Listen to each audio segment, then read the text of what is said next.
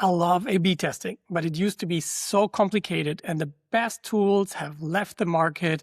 But thank God, again, we are saved by vibe coding and one more beautiful analytics tool called PostHog that is saving the day. After this introduction to vibe coding your A/B test, you will be able to say one sentence and your whole system is going to set things up for you without you having to write a single line of code. A/B tests are a huge chance to improve your conversion rates on your landing page, of your sign-up process, of simply everything in your customer journey. But it was a pretty tough road until here. We kept on losing our favorite A/B testing tools. Remember when Google killed Google Optimize while doing this insane move from the Universal Analytics to the GA4 version that everyone now hates? That has actually become a bit more usable again, since you don't have to look at the dashboards anymore and you can just pull the data through something like Claude Code. But we startups just got left behind there. There was a free tool, then there was no more free tool. Next, I moved on to VWO that got purchased by AB Tasty. Both had reasonable free tiers for up to about 10,000 users per month, but then cut that off, clearly making the direction towards enterprise customers. It's all fine and good. They can do this, but we startup founders got left behind. We are not paying $300 a month upwards, way upwards, for a tool, that has one small functionality into our whole stack. So thank God PostHog one more to the rescue, especially in combination with Claude Code. I shared this with you in detail in the analytics article like 2 weeks ago, where I showed you how to put a really privacy-first setup, vibe-coded with PostHog and Ayubenda for consent management. And guess what? It also does A/B testing for you in a way that you just have to say what you want for an A/B test. I'm going to demonstrate everything to you here in this little video.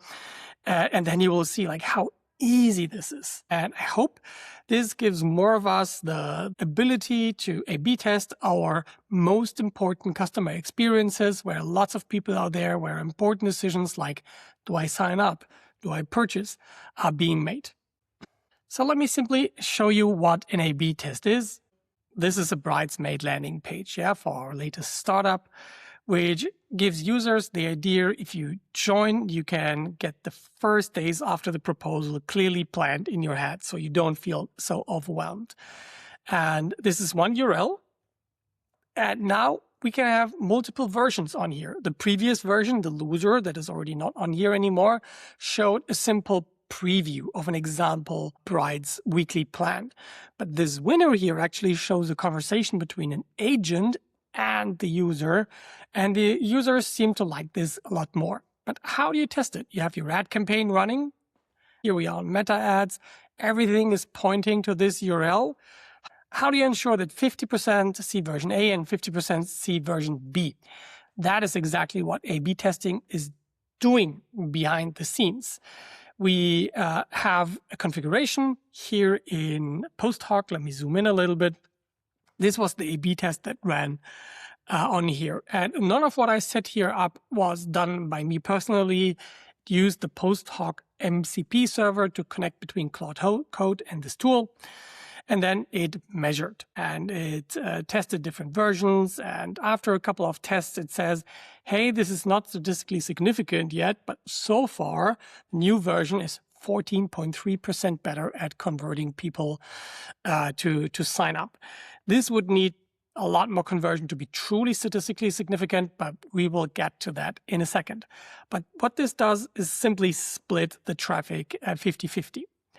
So what you need to learn is that you can simply now ask for it. I actually put a prompt for you down here, as I always like to do here in the Captain's Insights, that will help you define an A/B test for your most important landing page. And what it will do is it will create 2 variants or 3. I recommend starting with 2.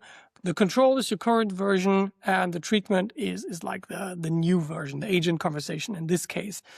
And it will say like, okay, but what do we want to actually A/B test for? And for me, it was signups that were completed from the landing page. The goal is people click on here, say, I like this, and they end up on the agent version on the other side. The secondary goal is that they just start clicking on that call to action button And it ensured that nothing is flickering. Only people who have opted into marketing, tracking, and experiences are getting to see the A/B test. Otherwise, they see the normal, non-A/B tested control variant, and that all internal stuff is filtered. These are things I didn't even know that I was able to do. I used to do a lot of trickery on the website for things like that to be done correctly, but I didn't have to take care of this.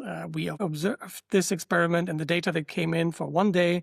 We saw a couple of open leaks, like data not being correctly tracked between the URL you just saw and then the sign-up experience that happens here in app.bridesmaid.love. One sentence more and it cleared that up, improved the tracking, and the experiment could continue.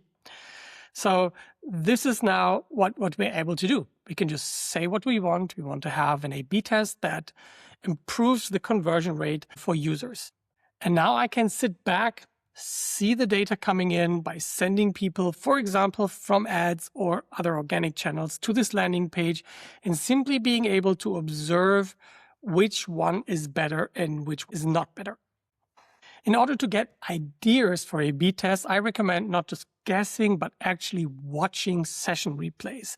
This is also part of the analytics setup we talked about 2 weeks ago. And that simply means that you are able for consenting user to watch what they are doing. Let me show you. This is a screenshot, but here is the live recording. Here we can actually see a user seeing the version A, the control version, as it was before with the example playbook. And they go here, they check out this playbook, and then they're lost. And I saw this session many times. I've set up a couple of filters that you can use for everyone who arrived on here, and then you just watch these sessions.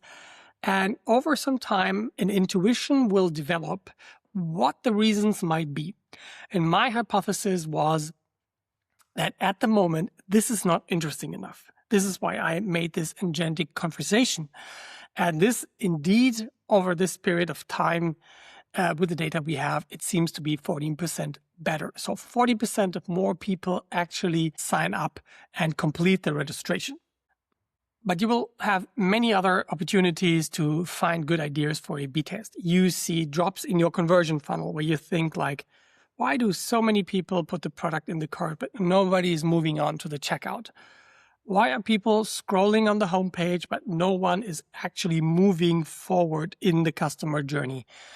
And for me, it really helps to watch these session recordings or look at data dashboards, how far people come in the customer journey to find the right point to attack. But the session replays are the most helpful thing for me to then decide what are we going to do about it and actually develop a hypothesis that the AI is wonderfully documenting for us. So here in the top right corner, you can see that I had a discussion with it why I did this experiment. I don't know that this is the reason, but I have an hypothesis about it. A lot of people try to get overly scientific in the beginning. Pirate skills, we say that before you really hit the optimization saturation curve, where all of your experiments result in only minute improvements, you should just throw multiple experiments, throw them against the wall. That's what I call spaghetti at the wall, and see what kind of sticks. You're often able to say, okay, this and this and this probably caused this improvement. You will not know exactly which of the three things you did made that improvement, but as long as it's significantly improving the customer experience and you can move a lot faster, you are fine. So you have my blessing as an absolute statistics nerd to even make a call like we saw here, that is not fully statistically significant, but we can see we actually have an improvement of clicks on the call to action button by 11%, improvement of completions by 14%, and you observe this over multiple days. And it seems to be stable to not wait the gazillion days it would still take for it to completely finish. I think in this case, it was, a remaining time of 267 days for this A/B test to be perfectly significant. One of the causes is, which I did not expect, that the difference in conversion rates were not high enough. I thought such a huge change on the article or on the landing page would actually be enough to be more significant of a difference, but it sadly was not. So it looks like the change wasn't so big after all. In the beginning, I'm looking more for much bigger jumps, but everything consistently above 10%, I will give myself a pass on just making a call that this new version now gets to 100% of the people. If you want a prompt that guides you a little bit through that evaluation, take this one here. You can just copy it. The agent can look at the A/B test and help you make a judgment call, even though it's not statistically perfectly significant yet. Don't do anything until you have at least like 10 conversions, but then when you see an uplift of above 10%, it's okay. Even if you make a wrong decision in this case, you still got a good variant. So don't worry about it. Move on to bigger and better things. So what are these bigger and better things? So you keep looking at your dashboard. This is a screenshot from my PostHog dashboard. Let's move to the live version of this one here. This is showing me what is happening on the landing page. Just as a quick reminder, the first row was how many people are actually consenting to being tracked. The other ones get a cookieless version without stuff like session recording from PostHog, but 42% say like, yeah, you can track me. So 42% can participate here. And now they are on the landing page, and I want to know how many people click the button to start this sign up. So 55.7 people do this. I'm very stoked by this. I will still do some improvements to this, but I cannot complain if more than 50% of people on the landing page actually act on it. Mind you, they are filtered by the people who at least said, yes, please track me. So this is a bit of a filter bubble, but it's true for everything that comes behind that. But I can see when I look at the people who start the sign up to how many completed, that they're only 30% surviving this sign up process. And I'm very, very disappointed by that. So I made some decisions, but let me show you live how this actually looks like. So you're here on the landing page. You now got the new improved version with the agent conversation, but I have this problem that only 30% of people after clicking here finish this form, submit, verify, and end up in the app. So what could be the hypothesis behind this? First of all, I had the hypothesis that the sign up might be too complicated if they need to type in like first, last name, email, send and submit. So I added this Google sign up for everyone. Didn't make a difference. My hypothesis behind that was that nobody's logged into Google on their Instagram browser, and so this is where most of the traffic is coming from, so it didn't have an effect. I also could not A/B test this because this was simply activated by Clark. There is probably a way to A/B test it, but I will have Google and Apple login anyway, so I didn't set up an A/B test for that. But what I did is set up a test where you would have additional information below the call to action button in a slightly different formulation of the button that tells you that you are starting a sign-up experience. And this test is already up and running here since 4 days, and we will look at the results when they are finished. What I want you to take away from this, there is always something next to test. And you can always see like, okay, where do most people drop where they shouldn't? Why do 70%, 7 out of 10 people, this is so awful, actually do not finish this setup? My theory was that it is emotional, that it feels like a bait and switch. If you promise them something free, do not explain that this is something where they need to register for, and then they click and then they get disappointed. So let's see how actually this results. So data plus these session recordings are truly like what I need to develop further hypotheses. And I kind of have a rule to always have an A/B test running on important landing pages. I feel it's a waste of traffic to actually have an A/B test not running on a landing page that is so important. Now I want to close with really showing you the bigger picture I had in mind throughout this and the previous 5 articles in the Captain's Insights. So these last articles, starting from why growth strategy belongs in your code base, was my way of showing you how vibe coding has deeply influenced my marketing and my growth work, from the strategy to the organic content, to funnel building, to my analytics setup, running meta ads, and A/B tests, all centrally through something like Claude Code or Codex or Cursor.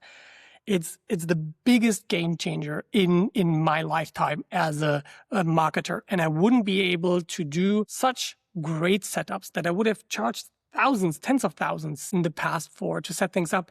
And I do this on the side at a higher quality level.